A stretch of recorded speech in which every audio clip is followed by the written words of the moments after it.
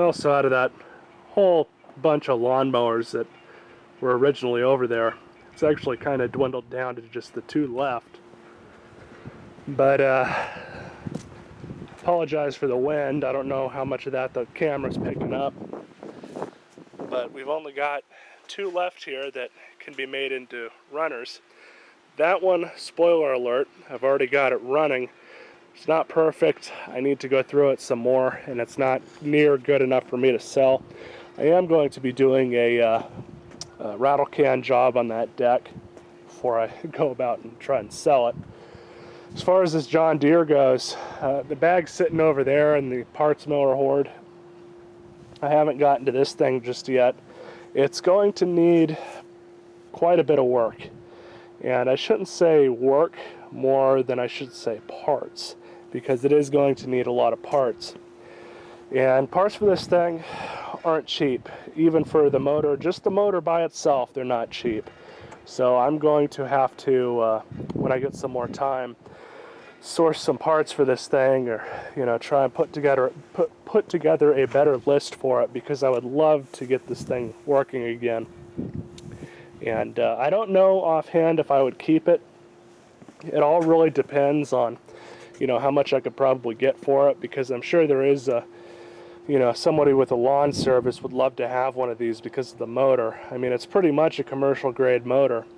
I don't know about the deck, but I do know that the deck itself is pretty sturdy. Probably pretty comparable to the Toro commercial mowers that they have, because that deck is just made very nicely. It's very sturdy, very durable, but this thing could have a lot more issues with it. I just don't know yet.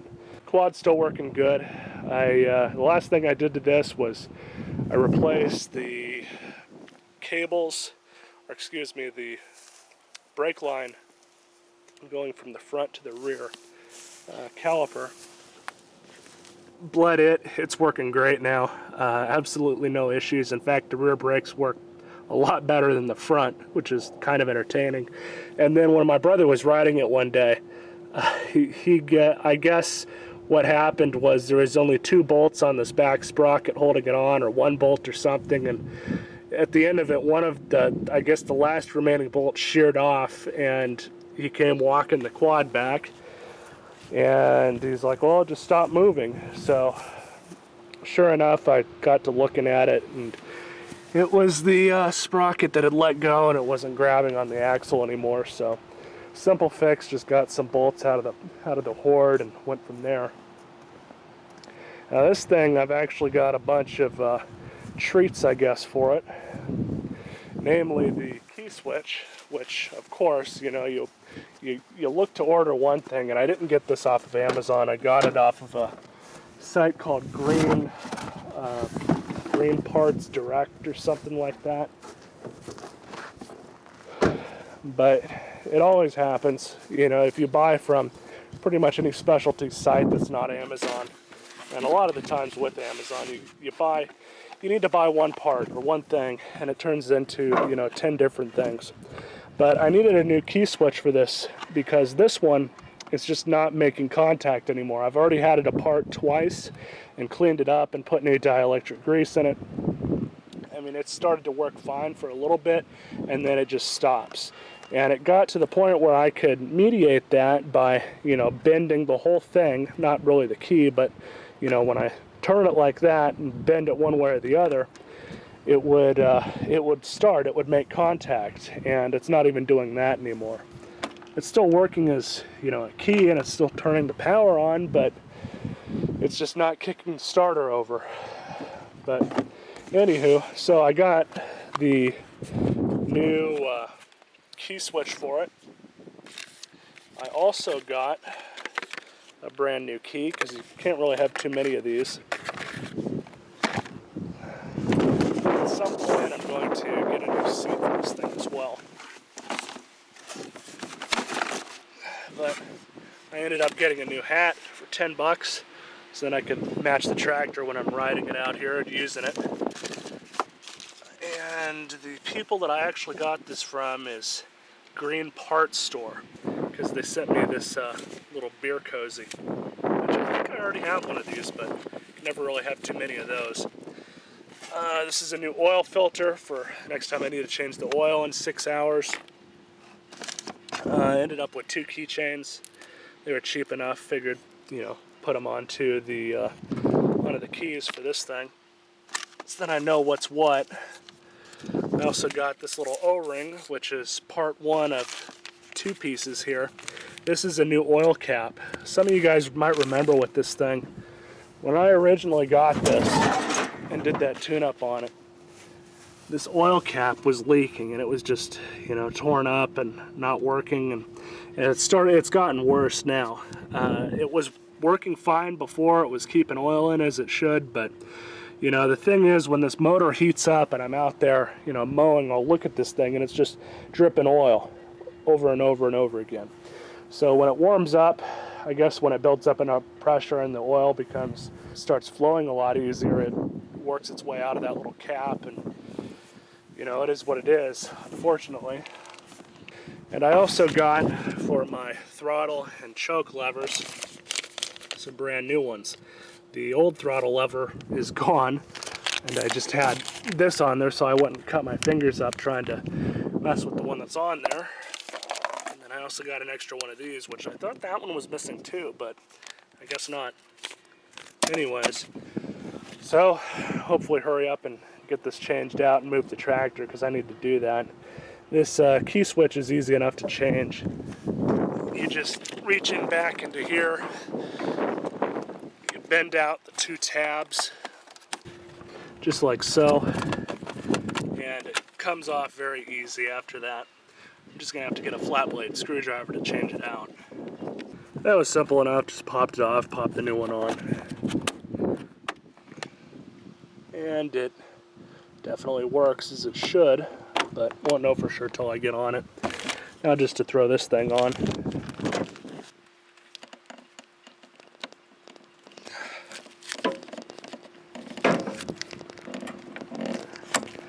Simple enough. That's a lot easier to move.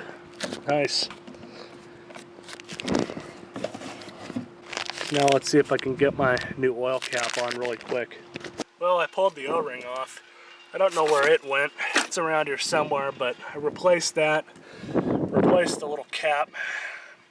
Would you guys believe me if I told you that I didn't think I was ever going to be able to find another one of these caps, because at the time, for a while, I had no idea that this was a John Deere part. In fact, the only reason I found the cap was because I typed in oil drain assembly into their website, because I thought I would have to buy the whole thing instead of, you know, just the cap like I wanted to. But thankfully they had replacements, very surprisingly. And I also thought to get another O-ring as well, which creates the seal inside of it. I don't know if you could really see it in the old one, but there's a seal that goes right about in the middle of it. I could see it, but I don't know if the camera's picking it up. But anyways, that's been done. And honestly, that was the most difficult part out of all of this. There really isn't, you know, much else I have to do. So hopefully we can get this thing started and moved over there, because I am going to be using it some tomorrow. And this thing has been giving me problems for about the past hour or so. It's actually the next day, and I've been chasing electrical gremlins with it again. Same issue. It's ignition, it's not wanting to start. And now, it's finally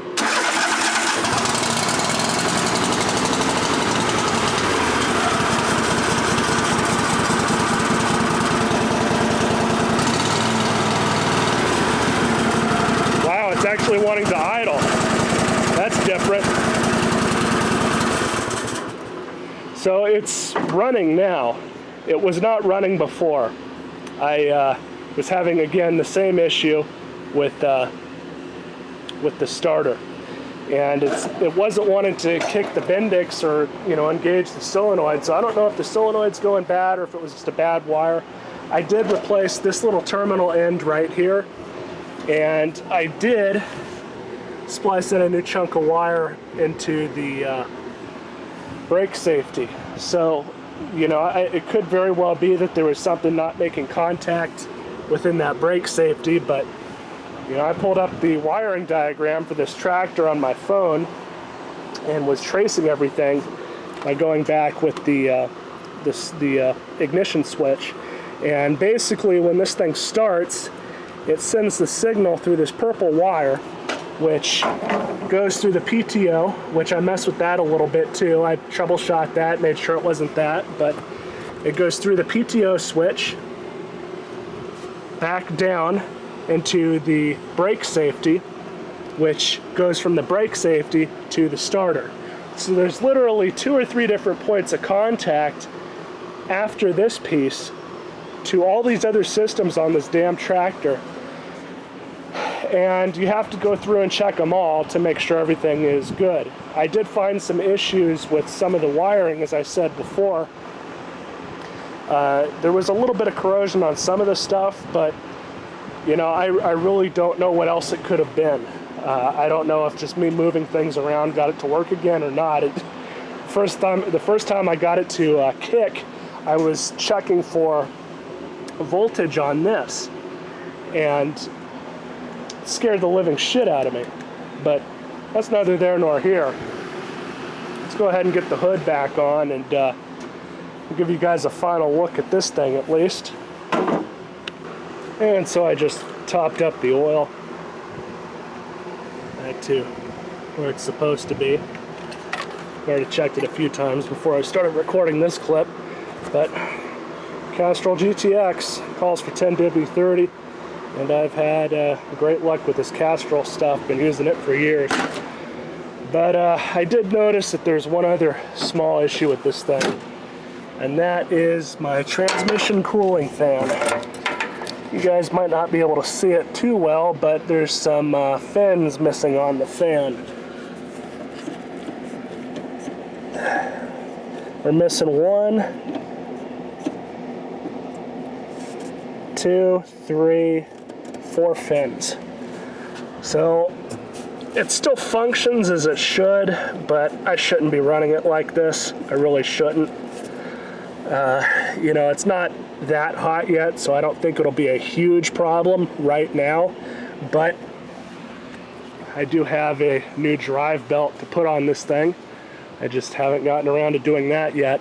I was going to wait to install the drive belt until it hit 600 hours, because that's when it's due its next oil change and grease and lube and blade sharpen, so that's when I was going to do that. I don't think it's going to be all that difficult to change out this drive belt. What I'm going to have to do, which again, it's going to tie in with the blade sharpening, I've got to take the deck off anyways for that. So it'll make it a lot easier, because with the deck off, I can just flip the tractor over onto its side and work on it from the side, which is a lot easier. I had to do that with my Craftsman a couple times, that old Craftsman LT4000 that I had. But it'll also give me perfect opportunity to hopefully change out that fan.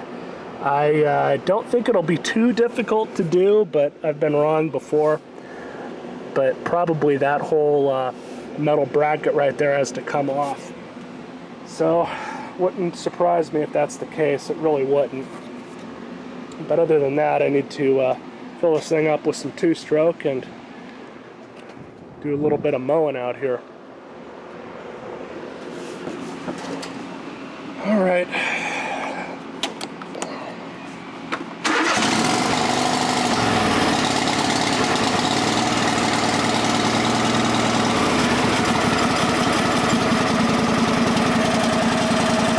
Idling like a spring chicken now.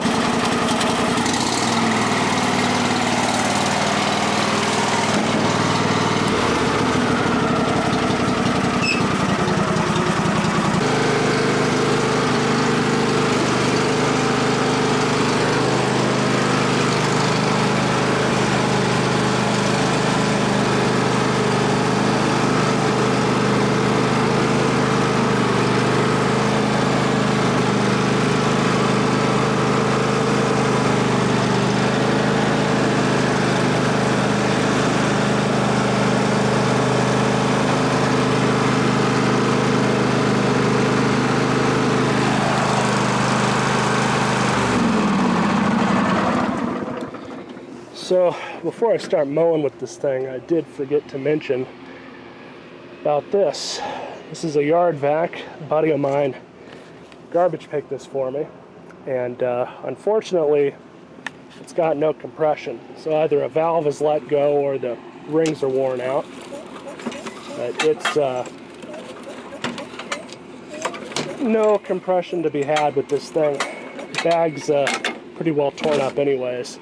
Now that metal noise that you're hearing, that clanking noise, that's actually the impeller that's inside there. It's supposed to be like that. It's got a bit that's attached to it that is pretty much for you know, shredding and chipping stuff. I wouldn't imagine that you could do a lot with this thing as far as, you know, like stuff a wood chipper could do, but you know, sticks and smaller branches and twigs and stuff, I'm sure it wouldn't have much of a problem with, as long as they were, you know, cut up to the proper size. But aside from that, there is plenty of good parts on this thing though, especially the motor. The rest of it, the wheels are definitely good. The throttle controls and the handle are probably perfectly fine for other things, but I don't think it'll be all that much worth getting this thing just going by itself. That bag is a ridiculous amount of money to replace, and this is such a niche item that there's really not much of a point in refurbing it. So I'm going to go do some mowing real quick, and we'll get